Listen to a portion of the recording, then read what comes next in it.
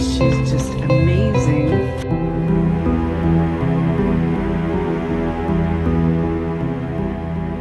Welcome to The Great Reboot. I'm Tori Ryden. One thing is clear about the cataclysmic COVID-19 virus. It knows no age, race, sex, religion, or region. It is everywhere, impacting every one of us. And in regions around the globe, people are finding unique ways to come together. In the West African nation of Ghana, a population of roughly 28 million people, music is one of the ways, as you hear now in Helping the Helpless, a virtual collaboration.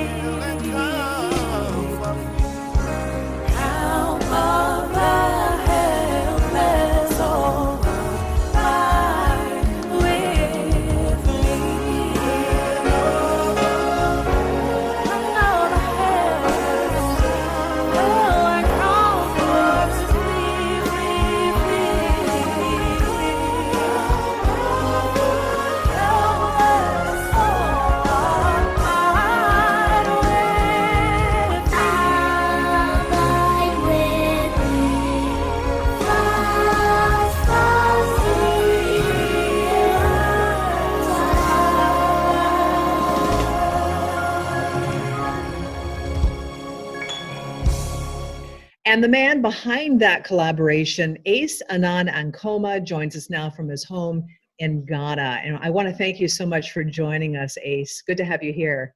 Hi, Tori. Thanks for having me. So, Ace, how did you come up with this idea of bringing musicians together?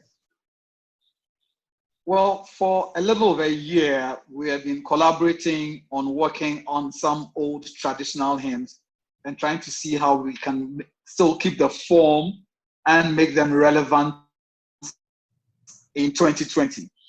Once the lockdown happened and we began to see the pain around and how basically the human race appears helpless in these times, I called up the guys and said, you know what, let's do a video on Help the Helpless, which is an old traditional hymn which was titled Abide With Me, written by a gentleman light in the 18th century. And so this was the idea. We called it the No Concept video. And so each of those artists filmed themselves on their phone cameras at home or wherever they could find themselves. In fact, one of the guys, Calvis, was on his way to hospital for surgery, and he took that video and went into surgery.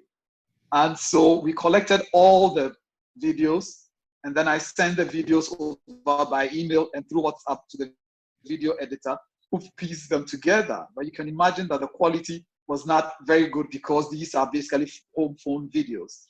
Then when he was done, in fact, in the middle of it, we also took videos from one of the performers, the pianist, Isaac Ayi, who is in London. So he filmed himself in London and sent it over to Accra.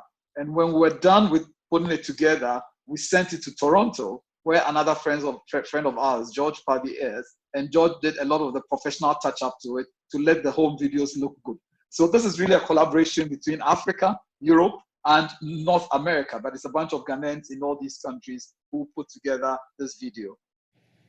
I love that it's a global effort and it is also a global theme. I think you just hit the nail on the head that everybody is feeling helpless. What's the feeling right now in Ghana? I know that Ghana is just kind of starting to experience the rise, I believe. What's the feeling there? Well, it's mixed. There are less than 700 reported cases. There have been 8 deaths. There have been about 70 recoveries. and the rest are under treatment, various levels of treatment. We're doing a lot of testing. As at this morning, we have tested about 50,000 people, identified the hotspots, and the government has basically put a lockdown in the two major cities of Accra and Kumasi. And so we are all at home. We've not been to work in about 3 weeks. My kids, who you know are schooling, two of them are schooling in Florida and England, came home. Once they got home, we had to get them tested, and they self-isolated for 14 days, and they tested again. The government of Ghana is doing a lot of testing under the circumstances. But basically, it is that feeling of helplessness that everything seemed to be going on okay. There were indications that the economy was on the upswing, and suddenly it is that we are stuck at home. And I'm unable to go to the office. We are adjusting to working from home. The kids are having lectures online. So actually my eldest daughter is having her law lectures here in my library with the rest of the students in school scattered all over the country. My daughter in York is also having lectures here. They are writing assignments and writing exams from home. So it's a new experience, and one wonders what is going to happen when this is all over. That's the feeling of helplessness, story.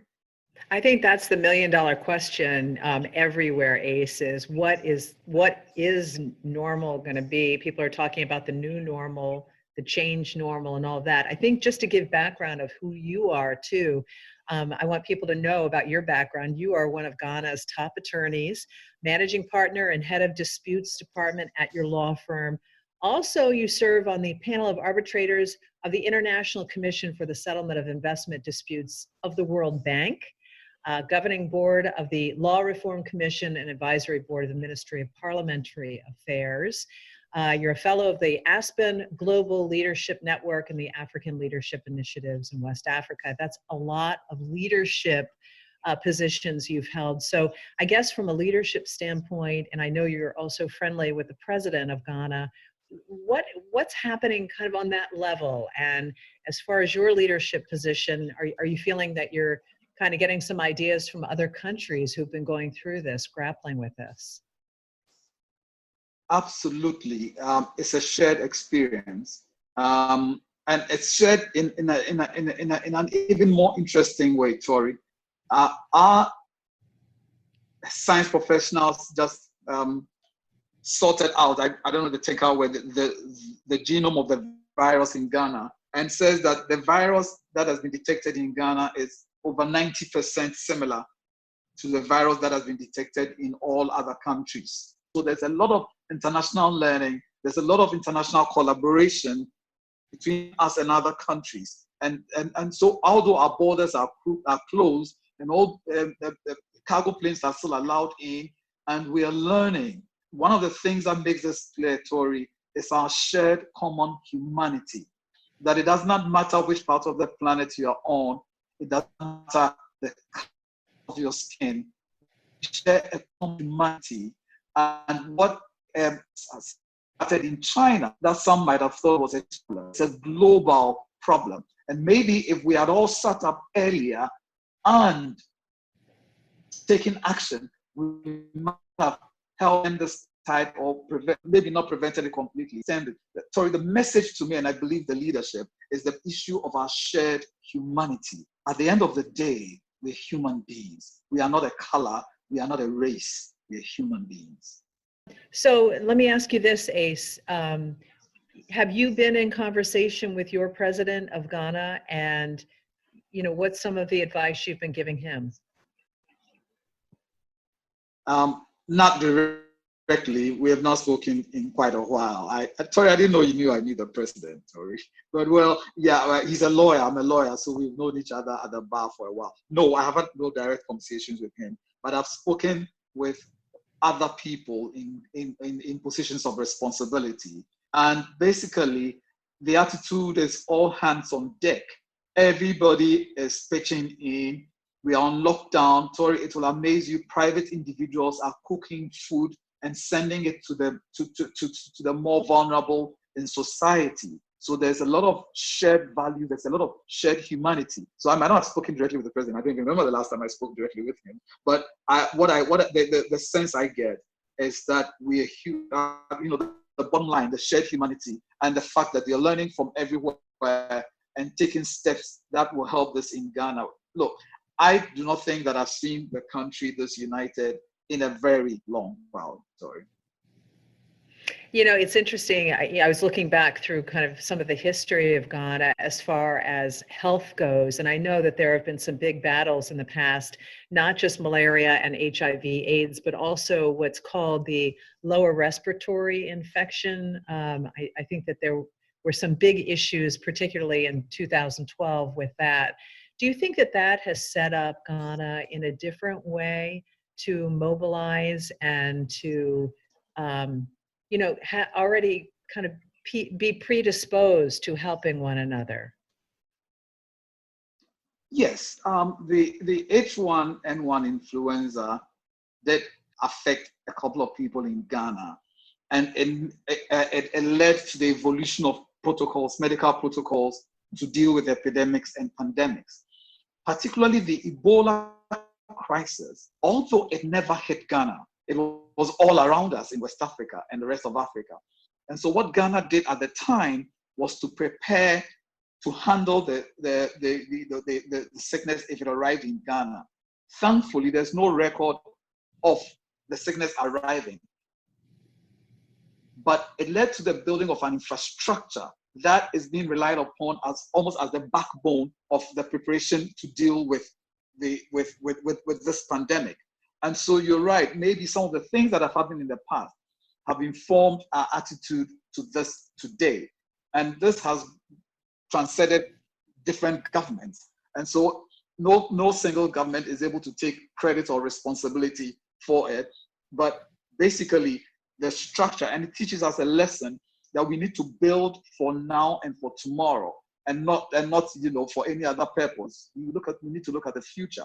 There's no doubt that the infrastructure and learning from the couple of H1N1 cases we had and the massive preparation for Ebola, which did not happen, has informed and helped the situation that we have in Ghana right now.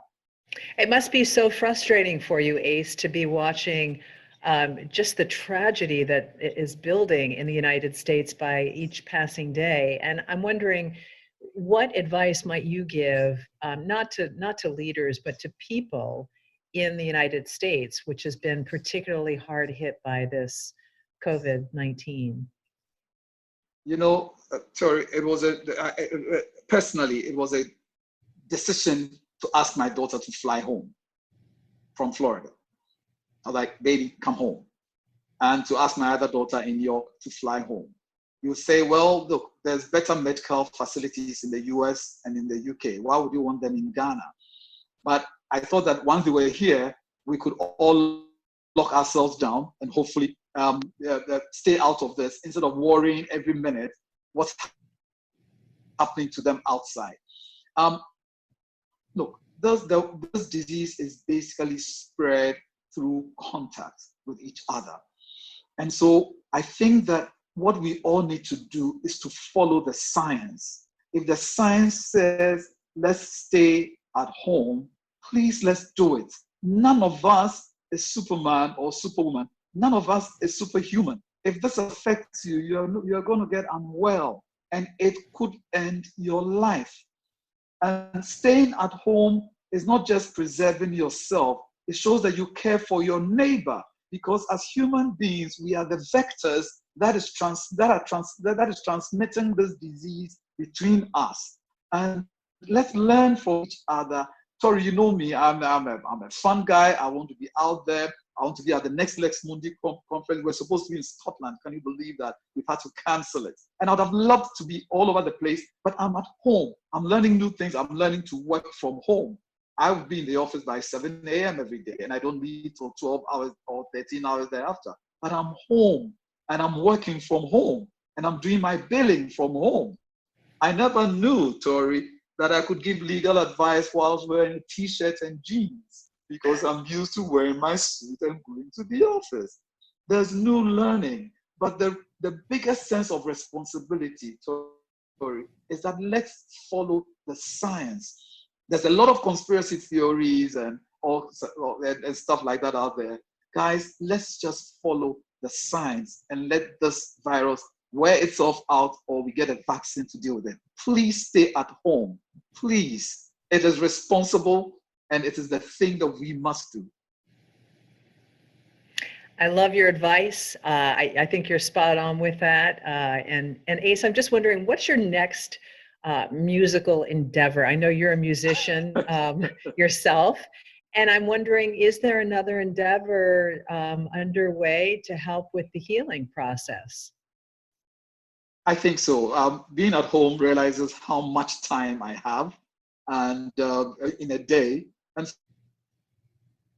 I'm thinking of another collaboration, maybe this time an instrumental piece. And we another collaboration with a friend who is in another city in Ghana, Takoradi, a port city. And it might involve our friends in London and our friends in Toronto. So maybe within the next 2 or 3 weeks, we'll have something else out there.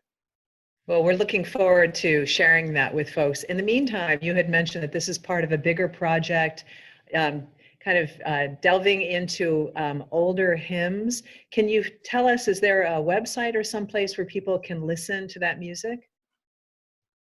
Not just yet. There's a YouTube posting we did yesterday, which is what led to this interview.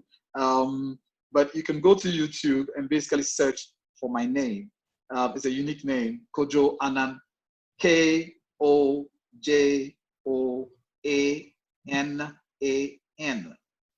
Or you can just search for Help of the Helpless. I'm pretty certain you'd hit the video. Take a look at it, pass a comment. I just set up that YouTube account, and this is really the first project on it. So there's just one project on that account, but you can search for Kojo Anan on YouTube, and let's hear your comments. It might inspire me to come up with more musical pieces. Well, I'm sure it will. I know that your the song Helping the Helpless was just released yesterday, and now it's playing on major radio stations, you told me. What's the feedback you're getting, and how exciting is that for you? Well, it's pretty exciting. I heard it on one major radio station about an hour ago. Actually, somebody called and said, listen to the radio, they're playing the song. And the thing is, it's not my song, it's a bunch of us. You saw the people on the video, several people, including my kids who are music hobbyists and stuff. It feels FM played. I know CTFM has also played it. So I hope it inspires somebody. These are difficult times, and a song about helping the helpless is definitely something that I believe should have an impact. Sorry. Well, Ace, I can't thank you more for taking time out of your legal day and joining us and sharing. I love this Help the Helpless song, and I love this project you're doing. So as soon as you have some more music up, let us know. We can post that to the website as well. And just keep on doing great work. This is the kind of project we love to showcase here on The Great Reboot. You're sharing with us how you've shifted and pivoted in really the most tragic and difficult time of modern history, a global cataclysm, to be sure, cataclysm, that's how you say it, a global cataclysm, to be sure. And this song is going to help bring light to a lot of people. So thank you so much. Thanks, Tori. And I still owe you that visit to Maine. When other helpers fail and comforts fail, help of the helpless, so abide with me. Help of the helpless, oh, abide with me.